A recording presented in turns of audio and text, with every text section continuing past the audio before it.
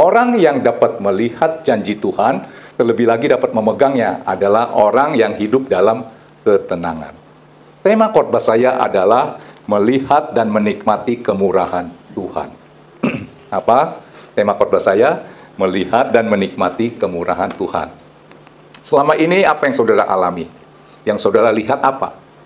Persoalan, masalah, beban berat, kekecewaan, kesedihan, kedukaan. Saudara nggak mampu melihat kemurahan Tuhan, apalagi menikmati. Maka hidup orang itu penuh dalam persungutan. Hari ini saya mau ajarkan kepada saudara bagaimana untuk bisa melihat dan menikmati kemurahan Tuhan. Sikatnya, tema khotbah saya, semua karena Dia. Ya, oke. Ya. Saudara, apa sih itu yang namanya kemurahan? Jadi sebelum saya menyampaikan firman, saya mau dapat feedback dari saudara, tanggapan saudara tentang kemurahan. Supaya apa yang saya sampaikan bisa saudara terima dengan utuh. Apa itu kemurahan? Tuh, bingung kan? Bagaimana saudara bisa menangkap pesan Tuhannya? Kalau saya bilang, saudara mau duren? Mau. Duren itu apa? Waduh, apaan ya? Nggak tahu. Susah saudara untuk menerimanya. Pertanyaan saya regu A. Apa itu kemurahan? Kebaikan. Memperhatikan kita juga, Pak. Sederhananya gitu ya. Berarti masih SD itu ya. Kalau menangkapnya kemurahan itu kebaikan. Regu B? Apa? Lancar. Lancar. Oke, saudara perhatikan. Kemurahan itu adalah sesuatu didapat tanpa effort atau perjuangan, tanpa usaha saudara. Saudara dapati itu, nah itu disebut kemurahan. Mungkin saudara kurang nangkep apa yang saya maksud. Saya ulang dulu ya catatan saya. Kemurahan adalah sesuatu yang didapat tanpa effort atau perjuangan atau usaha sendiri, tetapi semua karena bisanya Tuhan. Contohnya, misal, saudara mau melamar di satu pekerjaan, di mana kedudukannya, posisinya itu sangat baik. Dan dipanggil itu ada 300 orang. Nanti dipilih adalah 10 orang yang akan menduduki posisi, anggaplah, manajer. Saudara daftarnya. Yang 300 orang itu rata-rata semua lulusan fakultas universitas. S1, minimal D3. Saudara cuma SMA. Saudara terpilih di dalam yang 10 itu. Kalau saya tanya nih orang ini, bagaimana? Kamu jadi tuh masuk di perusahaan itu? Iya, saya kepilih. Wah, hebat dong. Jawabannya apa? Semua karena kemurahan Tuhan. Karena hitungannya nggak masuk. Lu lulusan SMA. Saingan lu semua universitas semua, S1, S2. Lu bisa kepilih masuk di perusahaan itu. Jawabannya apa? Semua karena kemurahan Tuhan. Ini contoh gampangnya. Kalau hanya itu, saudara baru mampu melihat kemurahan Tuhan, berarti hanya segelintir orang saja yang dapat menikmati kemurahan Tuhan. Betul nggak? Masuk di universitas itu yang daftar banyak, saudara kepilih. Wah, puji Tuhan, bisa masuk. Iya, semua karena kemurahan Tuhan. Padahal yang lain bayar uang itunya luar biasa. Kita mah, katanya orang ini, malah dapat beasiswa. Pasti jawabannya semua karena kemurahan Tuhan. Kalau kemurahan Tuhan saudara pandangnya seperti itu, hanya segelintir orang, berarti orang yang mau kerja dong. Saya mau sederhanakan dalam kesehari-hariannya, bagaimana saudara bisa melihat dan menikmati kemurahan Tuhan, ya.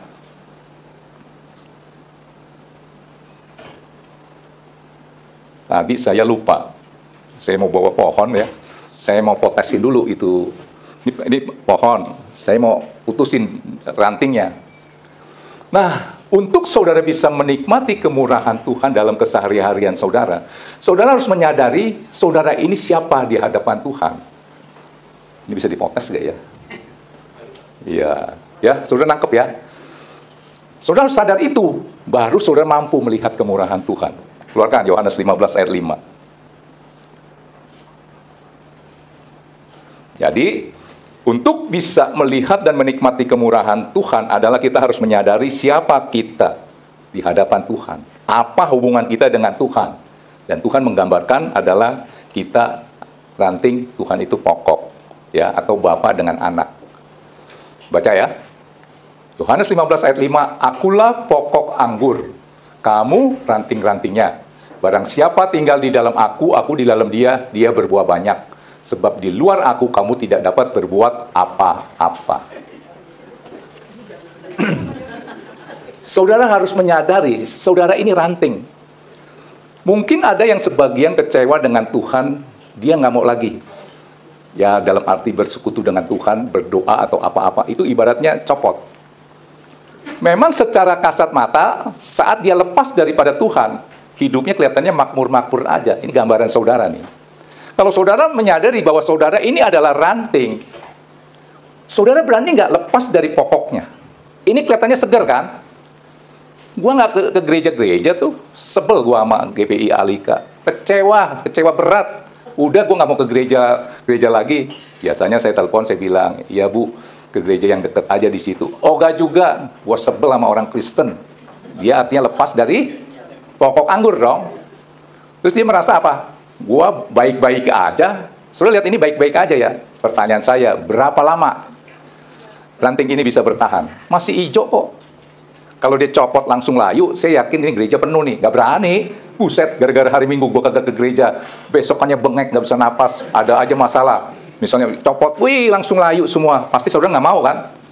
Lepas daripada Tuhan. Nah ini gambaran. Saya kasih gambaran ini. Orang yang mampu melihat dan menikmati kemurahan Tuhan, dia harus sadar dulu, siapa dirimu? Siapa diri kita di hadapan Tuhan? Dan Tuhan sudah menggambarkan, kamu adalah ranting. Tuhan itu pokok seperti ini. Ya, jadi jangan pakai kekuatan sendiri. Gua nggak ke gereja, nggak doa, nggak ada persekutuan dengan doa. Mantap tuh, masih hijau. Pertanyaan saya berapa lama? Saya simpen ya, entar seminggu kita lihat ya.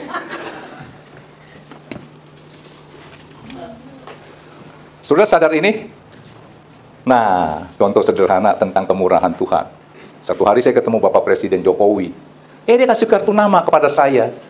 Dia bilang begini, Pak Julius, ini saya kasih kartu nama, di belakang ada tulisan tangan saya, nomor handphone saya siap untuk menerima telepon dari Pak Julius, 24 jam. Ada tanda tangannya lagi. Nah, ketika saya bisa telepon Pak Jokowi, itu karena apa? Kemurahan daripada Pak Jokowi.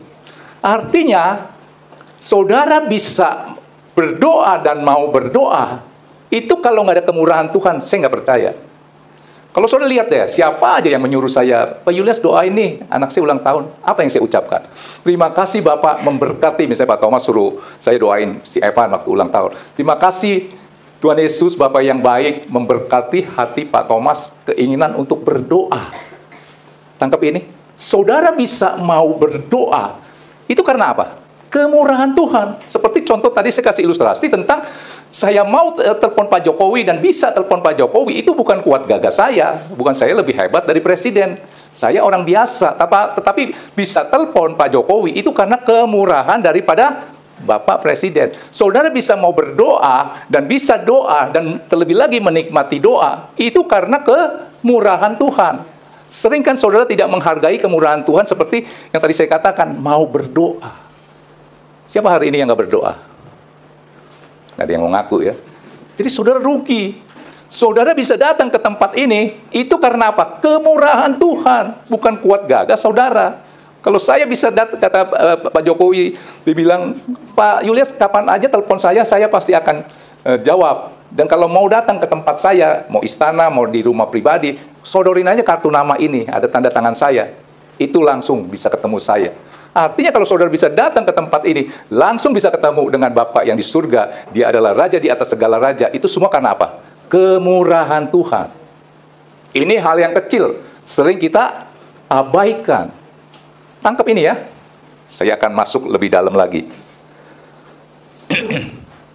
Jadi kita bisa berdoa dan ada keinginan untuk berdoa, berharap kepada kasih setianya, itu karena kemurahan Tuhan. Saya mau bahas sedikit dulu. Kasih setia dengan kasih karunia itu apa bedanya? Kasih karunia, kasih setia. Kasih karunia itu satu kayak tindakan ya. Kalau kasih setia itu lebih ke karakter daripada Tuhan. Maka kalau saya berdoa selalu startnya begini. Bapak, aku mengucap syukur ada keinginan untuk berdoa dan berharap kepada kasih setiamu. Keluarkan. Mazmur 33 ayat 18. Selalu saya setatnya begitu, untuk mengucap syukur atas kemurahan Tuhan. Aku bersyukur Bapa memberkati saya keinginan untuk mau berdoa dan berharap kepada kasih setia. Artinya saya berdoa kepada sosok yang dia nggak bisa ingkar janjinya. Kasih setia itu bicara karakter Tuhan. Ya, kita baca ini. Waktu saudara ucapkan seperti saya ucapkan di doa saya, aku mengucap syukur memberkati hati yang ingin berdoa dan berharap kepada kasih setiamu, karena firman-Mu berkata, selalu saya begitu dalam doa. Sesungguhnya mata Tuhan tertuju kepada mereka yang takut akan Dia dan kepada mereka yang berharap akan kasih setianya. Saudara tahu, sosok yang saudara datangi adalah sosok yang karakternya penuh dengan kasih setia. Artinya apa? Dia tidak bisa ingkari apa yang dia sudah ucapkan. Tangkap ini. Makanya saudara pasti ada semangat untuk mau berdoa, ya, disetat dengan seperti saya ucapkan. Mau hari ini, mulai hari ini keluar dari ruangan ini, tiap kali mau berdoa startnya begitu. Aku mengucap syukur Bapa, ada keinginan untuk berdoa, berharap kepada kasih setiamu. Keluarin ayat ini, saudara ucapkan. Sesungguhnya mata Tuhan tertuju. Berarti waktu saudara berucap dalam doa, mata Tuhan tertuju kemana? Ke kita. Boleh saudara coba deh. Iman saudara mantap deh. Dan saudara bisa menikmati doa. Tangkap ini ya.